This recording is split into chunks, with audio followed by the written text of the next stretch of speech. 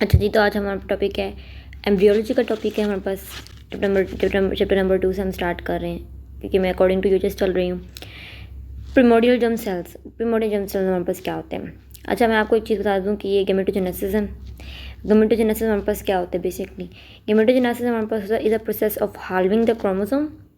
हम लोग क्रोमोसोम जो जेनेटिक मटेरियल होता है उसको हम लोग हाफ करते होते हैं एंड उसको फिर हम लोग साइटो डिफ्रेंशिएशन करवाते होते हैं। साइटो मतलब सेल, डिफ्रेंशिएशन मतलब उसकी मैच्योरेशन करवाएंगे।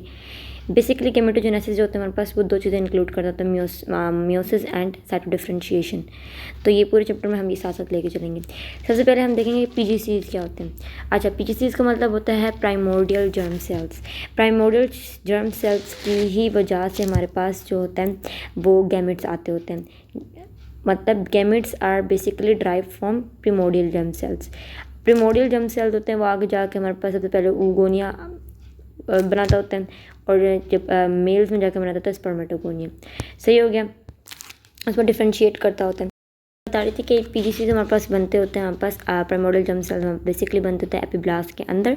ड्यूरिंग द सेकंड वीक हमारे पास फर्टिलाइजेशन के बाद हमारे पास एपिब्लास्ट में बनेंगे। एपिब्लास्ट में बनने के बाद वो जल्दी जल्दी ऐसे करते होते हैं कि उन्होंने जाना होता है प्रिमिटिव स्ट्रीक होते हैं हमारे पास। एक प्रिमिटिव स्ट्रीक जो हम लोग पढ़ेंगे आई थिंक चैप्टर नंबर 3 के अंदर। तो बेसिकली हमारे पास सर्फेस ऑफ द एपिब्लास्ट है ना, उसके ऊपर हमारे पास एक बल्जिंग सा एरिया बनता होता है और यहाँ पे हमारे पास क्या कहते हैं सिफेलिंग एड की तरफ उसका मुँह होता है और यहाँ पे हमारे पास प्रिमिटिव नोड होता है, रिपीट होती है। तो प्रिमिटिव स्ट्रीक से हमारे पास मूव करेंगे। देखिए एपिब्लास्ट की सरफेस बने और यहाँ से प्रिमिटिव स्ट्रीक से उन लोगों ने मूव करना है। प्रिमिटिव स्ट्रीक से मूव करते हुए ना वो आ जाएंगे जी वॉल ऑफ यॉर्क सैक के अंदर। वॉल ऑफ यॉर्क सैक के अंदर हमारे पास आ गए। सही है, अब फिर आगे क्या होगा हमारे पास। तो मैंने आपको बेसिकली क्या बताया कि एपिब्लास्ट में बने, उधर से उन्होंने प्रिमिटिव स्ट्रीक से मूव किया। प्रिमिटिव स्ट्रीक से मूव करने के बाद वॉल ऑफ यॉर्क सैक में आ गए। ठीक है, सेकेंड वीक के अंदर होना। अब हमारे पास फोर्थ वीक आ गया। फोर्थ वीक में वो आके पहुँचेंगे, वो मूव करने स्टार्ट अपनी माइग्रेशन स्टार्ट करेंगे वॉल ऑफ यॉर्क सैक से टूवर्ड्स द गोनैड्स, क्योंकि उन्होंने जाके गैमेट्स आगे देने हैं। ठीक है, गोनैड्स में तो जाके उन गोनैड्स में मूव करेंगे हमारे पास जाते ही, और गोनैड्स में जाके अराइव होंगे by the end of fifth week. Fourth week में उन्होंने स्टार्ट किया मूव करना कि वो यॉर्क सैक से डेवलपिंग गोनैड्स की तरफ जाएंगे, लेकिन वहाँ पे अराइव होंगे फिफ्थ वीक के अंदर। सही ये समझ आ गई। उसके बाद हमारे पास जैसे ही वो मूव कर रहे होंगे ना, तो भी प्रिमोडियल जर्म सेल्स हैं उनकी ना हमारे पास वो बढ़ाते रहेंगे, क्या कहते हैं उनकी माइटोटिक डिवीजन है उनका नंबर बढ़ाते रहेंगे। तो बेसिकली जितने भी थे primordial germ cells they are the precursors for the वो प्रिकर्सर्स होते हैं फॉर द गैमेट्स के लिए। एंड उसमें हम पास है प्रिपरेशन फॉर फर्टिलाइजेशन। अब दूसरी चीज़ मैं आपको बताना चाहती हूँ गैमेट जाने फर्टिलाइजेशन के लिए हमारे पास जो जर्म सेल्स होते हैं वो दो चीज़ें जर्म सेल्स हमारे पास होते हैं। बेसिकली इट्स नॉट लाइक कि हमारे पास oogenesis वगैरह ये फिर spermiogenesis, they are the processes of gametogenesis के टाइप्स होते हैं हमारे पास। लेकिन जो बेसिकली हमारे पास गैमेटोजेनेसिस जो कर रहा था हमारे पास वो जर्म सेल्स होते हैं। जर्म सेल्स अंडरगो हमने गैमेटोजेनेसिस जो हम पास गैमेटोजेनेसिस इंक्लूड करते हैं हमारे पास मियोसिस, ताकि उसका हम लोग हाल्फ करें द नंबर ऑफ क्रोमोसोम, और दूसरी चीज़ हमारे पास वो इंक्लूड करते साइटो डिफरेंशिएट, ताकि हम सेल की मैच्योरेशन करवा सकें। ये समझ आगे पीजीसीज हो गया। अब नेक्स्ट देखते होते हैं। अच्छा, हमने oogenesis पढ़नी है। अब oogenesis हमारे पास क्या होता है, ये दूसरा टॉपिक है हमारे पास oogenesis में।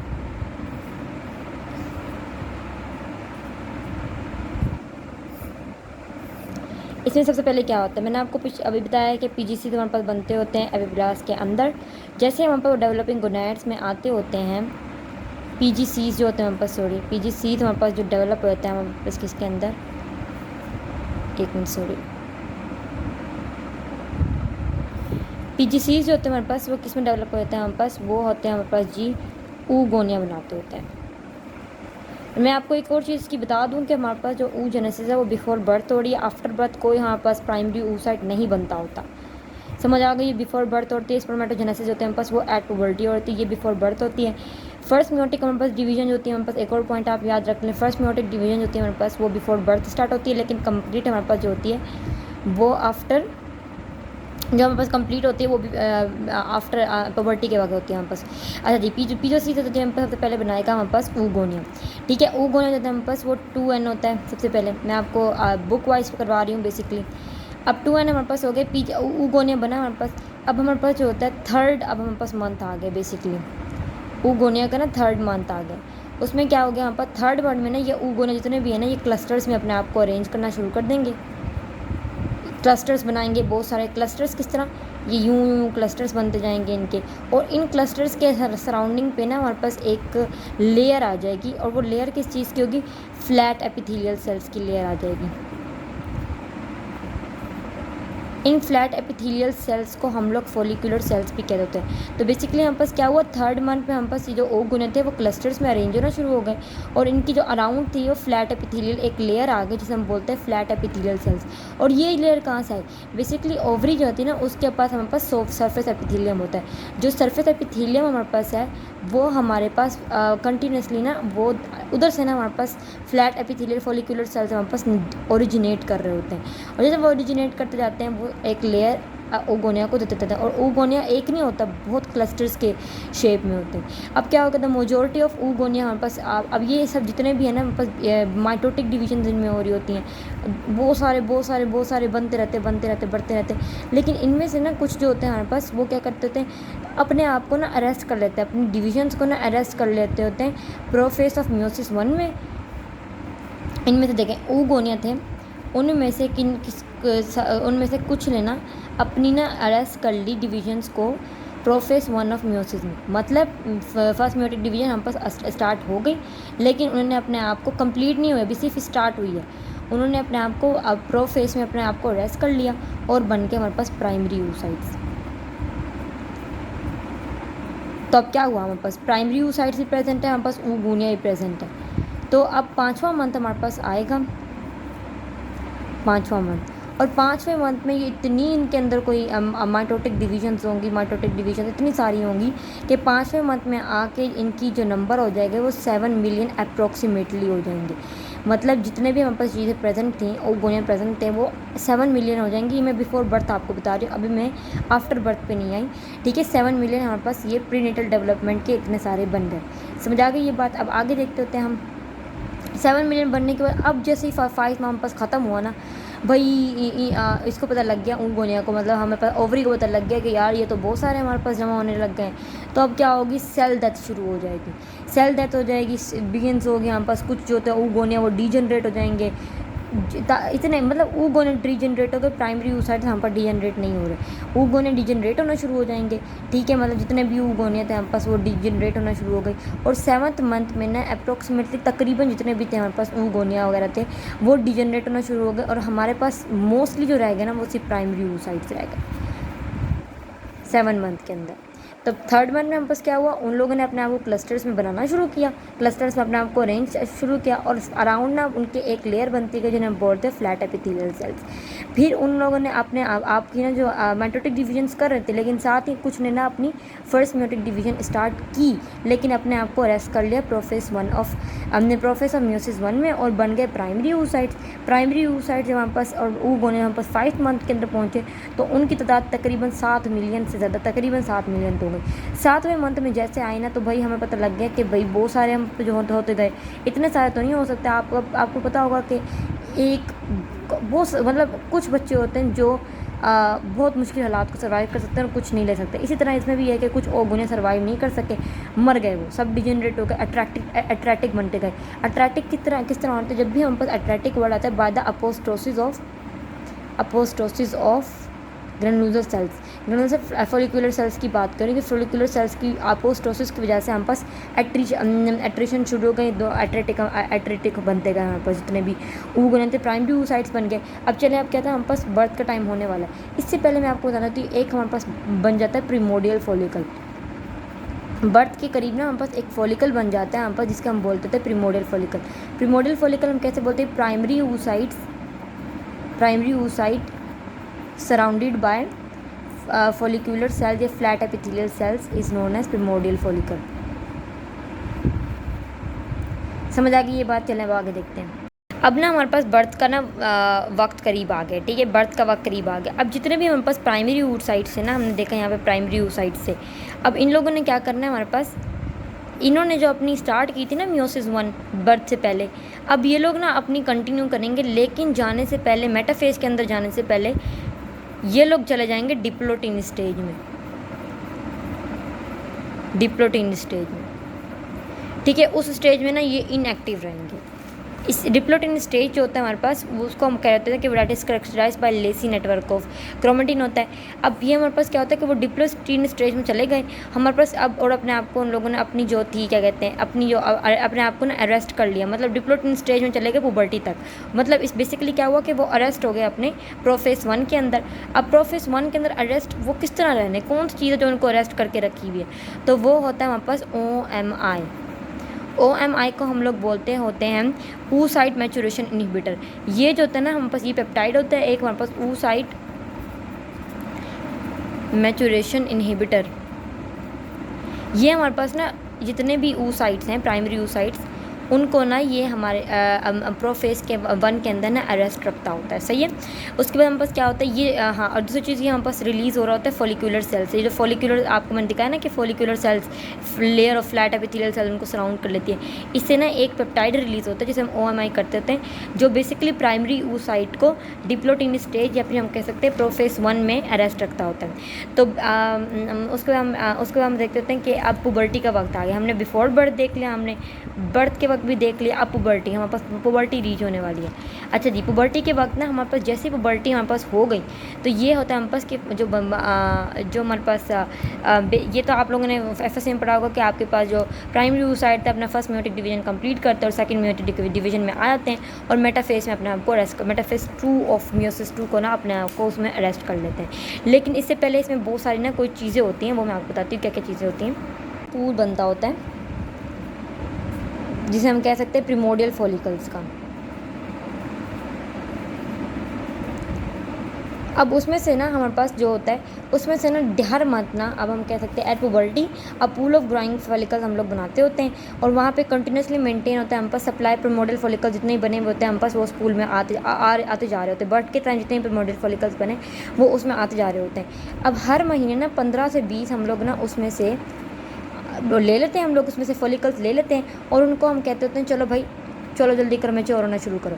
तो हम उनको मैच्योर करने के लिए शुरू, इनमें से जो कुछ होते हैं ना हमारे पास वो ना बेचारे थक जाते हैं और डिजेनरेट होते हैं, वो ख़त्म होते हैं। बाकी जो होते हैं ना अपने आप को मैच्योर करते करते ना अपने अंदर ना एक फ्लूइड भरना शुरू कर देते हैं अपने अंदर। मतलब फॉलिकल्स था हमारे पास यहाँ पे इसके अराउंड ये था और यहाँ पे ना फ्लूइड आने लग जाता है, ये यहाँ पे ना फ्लूइड आने लग जाता है और उस स्टेज के जब हम फ्लूइड जिस तरह फिल करने लगते हैं हम उस वाले फॉलिकल को कहते हैं कि वो एंट्रल या वेसिकुलर फॉलिकल हमारे पास बन गए।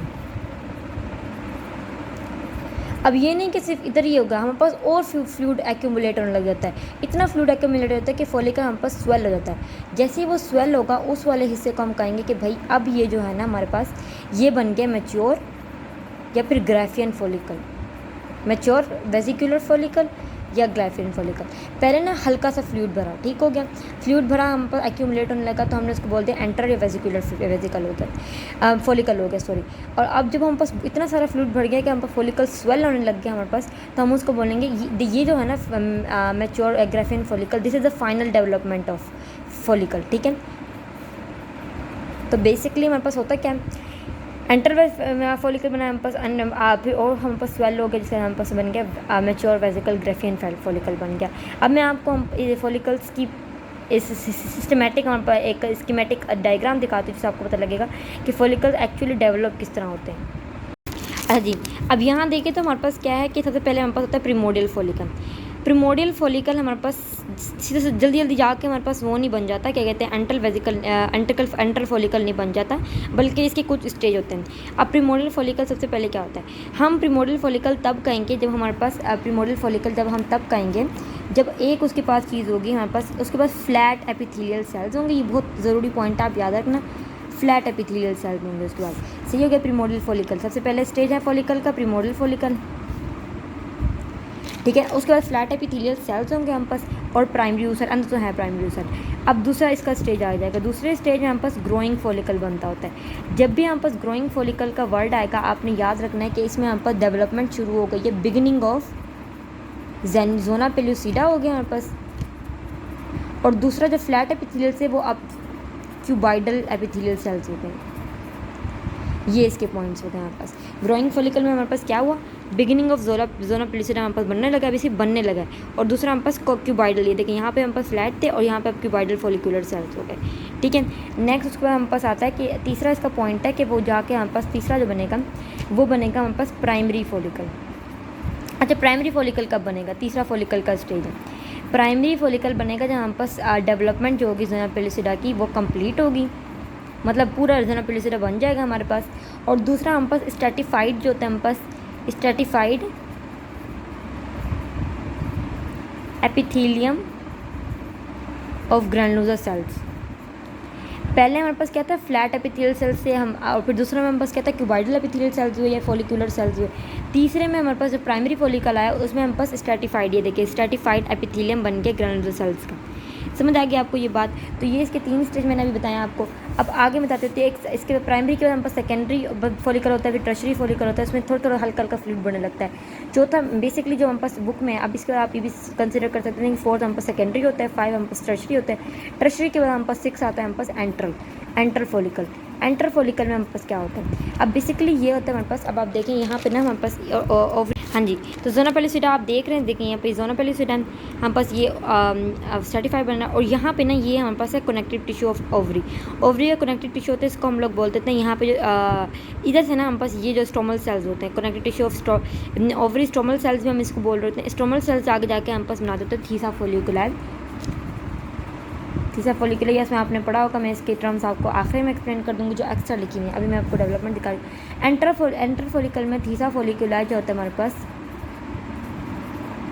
वो अपने आप को डिफ्रेंशिएट कर देता है थीसा इंटरना में एंड थीसा एक्सटर्ना में। और हमारे पास बड़ी बड़ी फ्लूइड फील्ड स्पेसेस हमारे पास आने लग जाएंगी इसके अंदर, और पहले क्रिस्टल शेप होगा, फिर हमारे पास बहुत बड़ी लार्ज पे जाएगी। एंट्रल फॉलिकल में सबसे पहले स्पेसिफिकेशन बोलेंगे तो आपने बोलना थीसा इंटरना थीसा एक्सटर्ना बनता था। थीसा इंटरना जो होता है हमारे पास वो inner layer of secretory cells होती है। मैं आपको इसमें दिखाती हूँ, ये देखें, ये देखिए ये हमारे पास थीसा इंटरना आ गया, थीसा एक्सटर्ना आ गया हमारे पास, and this is primary oocyte zona pellucida. And ये देखिए फ्लूइड फील्ड स्पेस हमारे पास पहले हमारे पास क्रिस्टल शेड होती है, लेकिन बाद में भी हमारे पास बहुत बड़ी इनलाज होती है। जैसे हमारे पास वो स्वेल होता है हमारे पास फॉलिकल, हमारे पास अगला स्टेज आता है जिसको हम बोलते होते हैं ग्राफियन फॉलिकल। अच्छा, वो स्वेल कितना होगा, जब स्वेल होगा तो उसका डायमीटर भी बड़ा होगा हमारे पास। तो जब एंट्रल फॉलिकल हमारे पास 25 मिलीमीटर डायमीटर ले लेगा हमारे पास, तो हम बोल देंगे कि वो ग्राफियन फॉलिकल बन चुका है। समझ आ गई बात आपको कि नहीं है। एंट्रल फॉलिकल ने 25 डायमीटर, क्योंकि उसमें फ्लूइड फील हो रहा था, वो स्वेल होगा तो उसका डायमीटर बड़ा होगा ना, बिल्कुल होगा। तब हम पास वो ग्राफियन फॉलिकल या मैच्योर वेसिकुलर फॉलिकल बन जाता है। जब हमारे पास उसका साइज़ होता है, यहाँ पे भी दिखा दूँगा आपको, इसका साइज़ देखें आप, 25 मिलीमीटर डायमीटर होगा, ठीक है, अप्रोक्सीमेटली आप कह सकते हैं। एंड फिर उसका it is surrounded by theca interna which is compose cell having characteristic of steroid secretion. ये आप पढ़ लें। हमारे पास बेसिकली जो थीसा इंटरना जो होता है हमारे पास, उसमें थीसा इंटरना जो भी होता है हमारे पास, उसमें ये होता है हमारे पास कि जो थीसा इंटरना होता है उसके हमारे पास एक ब्लड वेसल्स में रिच होता है, उसको स्टेरॉइड कैरेक्टरिस्टिक होता है। ब्लड वेसल्स में रिच होगा तो मतलब वो ना कम्युनिकेट कर रहा है ब्लड के साथ हमारे पास, और हाइपोथैलेमस का भी जब भी हमारे पास ज़रूरत होगी और ये वगैरह। और जो तो हमारे पास थीसा एक्सटर्ना होता है वो बेसिकली ओवरी जो कनेक्टिव टिश्यू होता है ना, उसका हमारे पास इन मिलता होता है। अब ये मैंने आपको सारे डेवलपमेंट बता दी फॉलिकल्स की, क्या क्या हमारे पास डेवलपमेंट थी। आगे हम देखते होते हैं कि जब ये हमारे पास मैच्योर फॉलिकल बन गया ग्राफियन फॉलिकल, तो इसमें से हमारे पास जो होता है वो सेकेंडरी oocyte जो होता है हमारे पास वो बनता है, और वो जो रिलीज़ होता है हम उसको कहते होते हैं कि यहाँ पे ओव्यूलेशन हो गई है। ओव्यूलेशन मैं आपको अगले उसमें दिखाऊंगी, अगले चैप्टर में ओव्यूलेशन। LH में सर्ज आई हमारे पास, और सेकेंडरी oocyte हमारे पास रिलीज़ हुआ। सेकेंडरी oocyte रिलीज़ हुआ तो हमारे पास क्या होता है, साथ एक पोलर बॉडी रिलीज़ होती है। पोलर बॉडी तो डिजेनरेट होती है, क्योंकि उसके बाद हमारे पास साइटोप्लाज्म जाता ही नहीं है, और सेकेंडरी oocyte होता है हमारे पास, उसके बाद साइटोप्लाज्म जाता होता है। तो अब सेकेंडरी oocyte ना अपने आप को रेस्ट कर लेता होता है मेटाफेज के अंदर, मेटाफेज 2, और अपनी उसने इनिशिएट कर लिए सेकंड म्योटिक डिवीजन, लेकिन अपने आप को रेस्ट कर लिया मेटाफेज 2 के अंदर। और मेटाफेज 2 के अंदर 3 आवर्स अपने आप बिफोर एवोल्यूशन। तो बेसिकली आपसे पूछे ना कि सेकेंडरी oocyte मतलब कि ना सेकेंडरी oocyte किस स्टेज में होता है जब उसकी एवोल्यूशन हो रही है, तो वो मेटाफेज 2 ऑफ म्योसिस 2 के अंदर होता है हमारे पास। और 24 घंटे तक ना ये अंडा वेट करता होता है फर्टिलाइजेशन के लिए। अगर हमारे पास फर्टिलाइजेशन नहीं होगी तो 24 घंटे बाद आफ्टर ओव्यूलेशन ये डिजनरेट हो जाता है और हमारे पास ख़त्म हो चुका होता है। तो ये हो गई हमारे पास आज की टॉपिक। टॉपिक, और मैं आपको 2 टॉपिक एक्सप्लेन करने वाली थी, जो थोड़ी जो चीज़ें हैं कि ज़ोनोपेलिसिडा वगैरह हमारे पास क्या होती हैं, वो चीज़ें आपको बता देती हूँ। तो ज़ोनोपेलिसिडा बेसिकली हमारे पास होता है एक यहाँ पे कि ज़ोनोपेलिसिडा हम पास लेयर ऑफ ग्लाइकोप्रोटीन बेसिकली होती है, जो हम पास प्रोड्यूस हो रही होती है by oocyte and granular cells होते हैं हम पास, वो दोनों एक्सक्रीट करते थे layer of glycoprotein on the surface of oocyte की सरफेस के ऊपर, उसको हम लोग कहते थे ज़ोनोपेलिसिडा। और ये आप देख रहे हैं कनेक्टिव टिश्यू ऑफ ओवरी, ये बेसिकली हम पास थीसा फोलिकुलाई बनाते होते हैं हमारे पास, और यहाँ से जो इसकी ग्रेनुलर सेल्स के ना कुछ प्रोसेसेस होते हैं जो हम पास एक्सटेंड करते थे ज़ोनोपेलिसिडा से, और जाके ना इसकी माइक्रोविलाई का अटैच होते, ताकि हमारे पास क्या हो जाए, ताकि हमारे पास ना वो आपस में फूड के मटेरियल ना चेंज कर सके। होप आपको ये वीडियो अच्छी तरीके से समझ आ गई हो, मैंने आपको सारे स्टेजेस बता दिए। और एक चीज़ आप याद रखना कि जितने भी चेंजेस हम पास ऊग होने जाते हैं, हम पास ग्रुप होता है हमेशा कोर्टिकल पार्ट ऑफ ओवरी के अंदर, और जितने प्राइमरी oocytes बनते हैं हम पास बिफोर बर्थ बनते थे। फर्स्ट मेमोरी डिवीजन भी बिफोर बर्थ स्टार्ट होती है, जैसे कि मैंने आपको बताया कि प्राइमरी oocyte बन गए, लेकिन उन्होंने अपना प्रोडक्ट्स कर लिया प्रोफेस 1 के ऊपर। दैट्स ऑल अबाउट द आज का लेक्चर ये था। स्पर्मेटोजेनेसिस हम लोग अगले टॉपिक में देखेंगे, और बाकी ये बहुत ही आसान है, आप इसको एक दफ़ा रीड दें, आप बहुत अच्छी तरीके से समझ आ जाएगा, और मेरी वीडियो को देख लें। थैंक यू सो मच, अल्लाह हाफिज़।